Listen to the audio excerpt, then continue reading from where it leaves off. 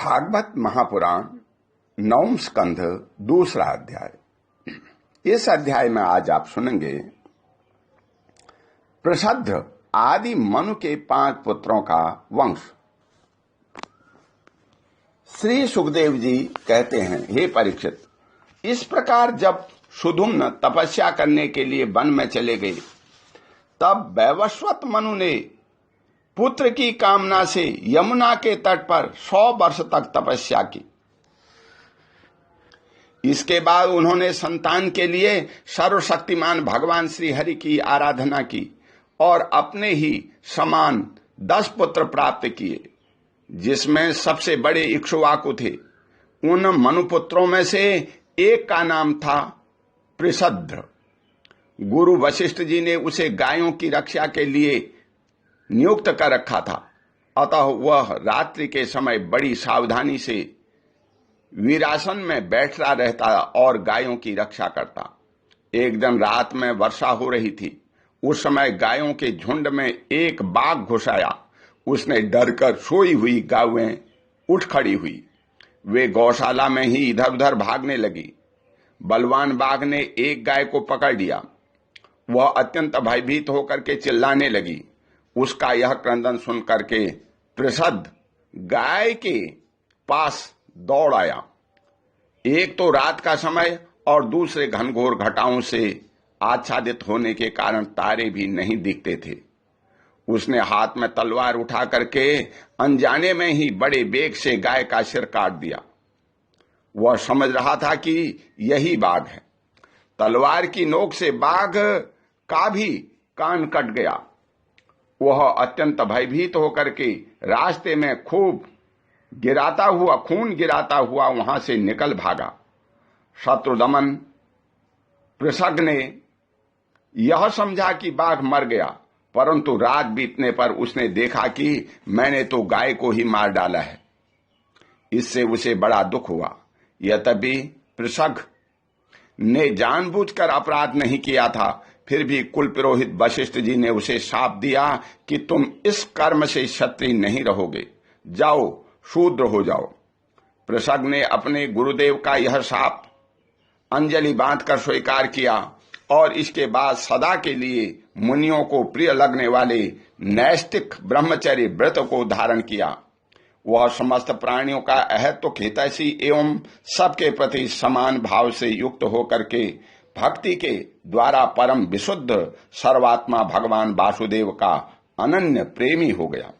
उसकी सारी आसक्तियां मिट गई, वृत्तियां शांत हो गई, इंद्रियां वश में हो गई। वह कभी किसी प्रकार का संग्रह परिग्रह नहीं कर रखता था। जो कुछ दैववश प्राप्त हो जाता उसी से अपना जीवन निर्वाह कर लेता। वह आत्मज्ञान से संतुष्ट एवं अपने चित्त को परमात्मा में स्थित करके प्रायः समाधिस्थ रहता। कभी कभी जड़, अंधे और बहरे के समान पृथ्वी पर विचरण करता। इस प्रकार का जीवन व्यतीत करता हुआ वह एक दिन वन में गया। वहां उसने देखा कि दावानल धधक रहा है। मननशील पृषद्ध अपनी इंद्रियों को उसी अग्नि में भस्म करके परब्रह्म परमात्मा को प्राप्त हो गया। मनु का सबसे छोटा पुत्र था कवि। विषयों से वह अत्यंत निष्प्रिय था। वह राज्य छोड़ करके अपने बंधुओं के साथ वन में चला गया और अपने हृदय में स्वयं प्रकाश परमात्मा को विराजमान कर किशोर अवस्था में ही परम पद को प्राप्त हो गया। मनुपुत्र कारूस नामक क्षत्रिय उत्पन्न हुए। वे बड़े ही ब्राह्मण भक्त, धर्म प्रेमी एवं उत्तरापथ के रक्षक थे।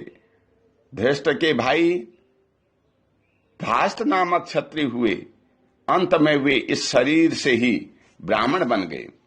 निर्ग का पुत्र हुआ सुमति। उसका पुत्र भूत ज्योति और भूत ज्योति का पुत्र वसु था। वसु का पुत्र प्रतीक और प्रतीक का पुत्र ओधवान। ओधवान के पुत्र का नाम भी ओधवान ही था। उसके एक ओधवती नाम की कन्या भी थी। उसका विवाह सुदर्शन से हुआ।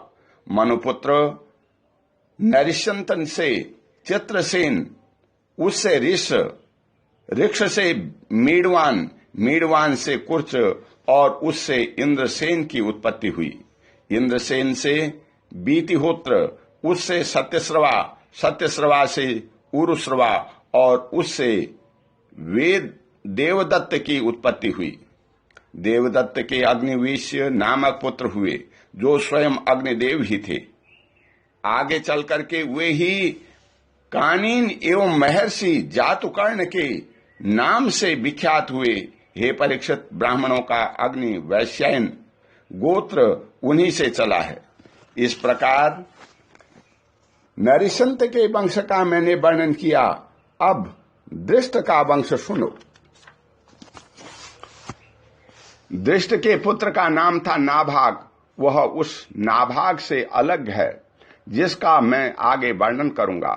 वह अपने कर्म के कारण वैश्य हो गया। उसका पुत्र हुआ भलनंदन और उसकी वत्सप्रीति, वत्सप्रीति का पांशु और प्रांशु का पुत्र हुआ प्रमति, प्रमति के खनित्र, खनित्र के चाक्षुष और उसके विविशति हुए। विविशति के पुत्र रंभ और रंभ के पुत्र खनिनेत्र, दोनों ही परम धार्मिक हुए। उनके पुत्र करंध और करंध के अवीक्षित, महाराज परीक्षित, अवीक्षित के पुत्र मरुत चक्रवर्ती राजा हुए। उनसे अंगिरा के पुत्र महायोगी संवर्त ऋषि ने यज्ञ कराया था। मरुत का यज्ञ जैसा हुआ वैसा और किसी का नहीं हुआ।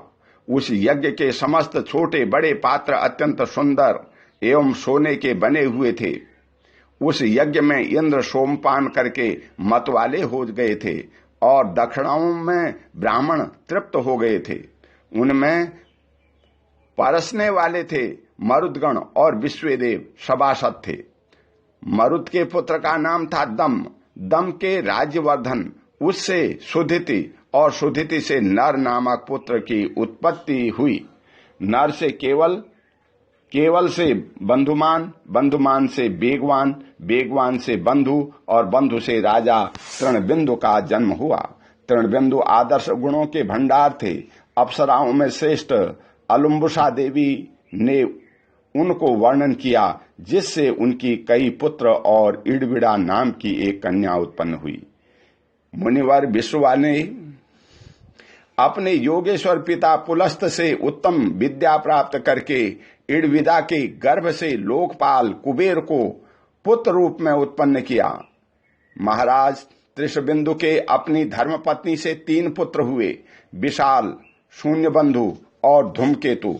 उनमें से राजा विशाल वंशधर हुए और उन्होंने वैशाली नाम की नगरी बसाई। विशाल ने हेमचंद्र, हेमचंद्र ने धूम्राक्ष, धूम्राक्ष से संयम और संयम से 2 पुत्र हुए, कशाश्च और देवज। कशाश्च के पुत्र का नाम था सोमदत्त।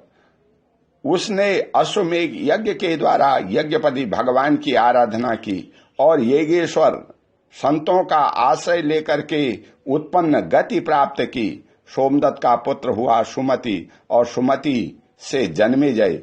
ये सब तृणबिंदु की कीर्ति को बढ़ाने वाले विशाल वंशी राजा हुए। ओम शांति। बोल श्री कृष्ण भगवान की जय।